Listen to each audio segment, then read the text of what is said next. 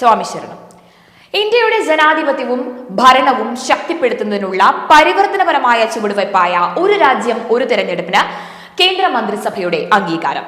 ലോക്സഭ നിയമസഭാ തെരഞ്ഞെടുപ്പുകൾ ഒരുമിച്ച് നടത്തുവാനുള്ള ഒരു രാജ്യം ഒരു തെരഞ്ഞെടുപ്പ് ബില്ലിന് കേന്ദ്ര മന്ത്രിസഭയുടെ അംഗീകാരം ലഭിച്ചിരിക്കുകയാണ്. ബില്ല് എത്രയും വേഗം പാർലമെന്റിൽ അവതരിപ്പിക്കും. നിലവിലുള്ള തിരഞ്ഞെടുപ്പ് നിയമങ്ങളിൽ എല്ലാം തന്നെ ഭേദഗതി വരുത്തിക്കൊണ്ടുള്ള സമഗ്രമായ ഒറ്റ നിയമം ശുപാർശ ചെയ്യുന്ന ബില്ലാകും അവതരിപ്പിക്കുക. BJPയുടെ പ്രകടന പത്രികയിലെ ഏറ്റവും പ്രധാനപ്പെട്ട വാഗ്ദാനങ്ങളിൽ ഒന്നായിരുന്നു മന്ത്രിസഭ ഇപ്പോൾ അംഗീകാരം നൽകിയ ഒരു രാജ്യം ഒരു തെരഞ്ഞെടുപ്പ്. അടിക്കടി തിരഞ്ഞെടുപ്പ് വരുന്നത് രാജ്യ പുരോഗതിക്ക് വിഘാതമാകുന്നു എന്ന ഇക്കഴിഞ്ഞ സ്വാതന്ത്ര്യ ദിനത്തിന് ചെങ്കോട്ടയിൽ നടത്തിയ പ്രസംഗത്തിലും പ്രധാനമന്ത്രി വളരെ വ്യക്തമാക്കിയിരുന്നു. ഒരു രാജ്യം ഒരു തെരഞ്ഞെടുപ്പിനെ കുറിച്ച് പഠിക്കാൻ മുൻ രാഷ്ട്രപതി രാംനാഥ് കോവിന്ദിന്റെ നേതൃത്വത്തിലുള്ള സമിതിയെ രണ്ടാം മോദി സർക്കാർ കാലത്ത് ചുമതലപ്പെടുത്തിയിരുന്നു. ആദ്യഘട്ടം എന്ന നിലയിൽ ലോക്സഭയിലേക്കും നിയമസഭയിലേക്കുമുള്ള തെരഞ്ഞെടുപ്പുകൾ ഒരുമിച്ച് നടത്താനും തുടർന്ന് 100 ദിവസത്തിനുള്ളിൽ തദ്ദേശ സ്ഥാപനങ്ങളെ ഏകോപിപ്പിച്ചുകൊണ്ട് ഒറ്റയടിക്ക് തിരഞ്ഞെടുപ്പ് പൂർത്തീകരിക്കാനും നിർദ്ദേശിച്ച കോവിഡ് സമിതി ഇക്കഴിഞ്ഞ മാർച്ചിൽ സർക്കാരിന് റിപ്പോർട്ട് സമർപ്പിച്ചിരുന്നു. സമിതിയുടെ റിപ്പോർട്ട് മന്ത്രിസഭ അംഗീകരിക്കുകയും ചെയ്തു.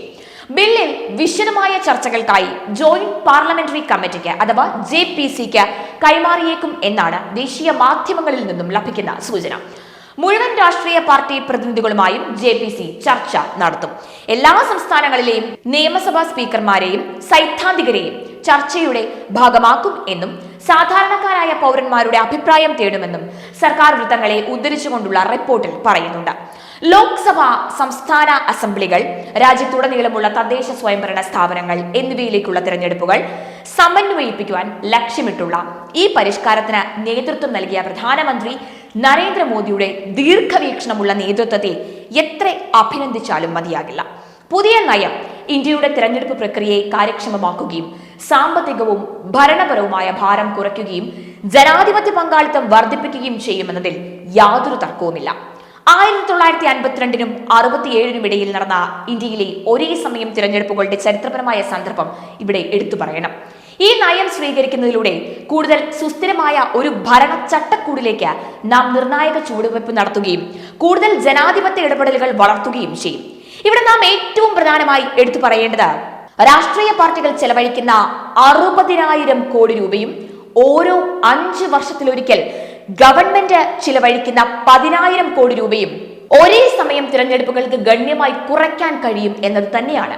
കൂടാതെ ഇതിൽ നിന്നും പ്രതീക്ഷിക്കുന്ന ഗണ്യമായ സാമ്പത്തിക ലാഭം പൗരന്മാർക്ക് നേരിട്ട് പ്രയോജനപ്പെടുന്ന വികസന സംരംഭങ്ങളിലേക്ക് തിരിച്ചുവിടാൻ സാധിക്കും എന്നാണ് വിദഗ്ധർ അടക്കം അഭിപ്രായപ്പെടുന്നത്.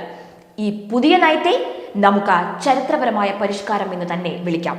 ഇത് ഭരണത്തിന്റെയും ഉത്തരവാദിത്വത്തിന്റെയും ഒരു പുതിയ യുഗത്തെ അടയാളപ്പെടുത്തും എന്ന തീർച്ച.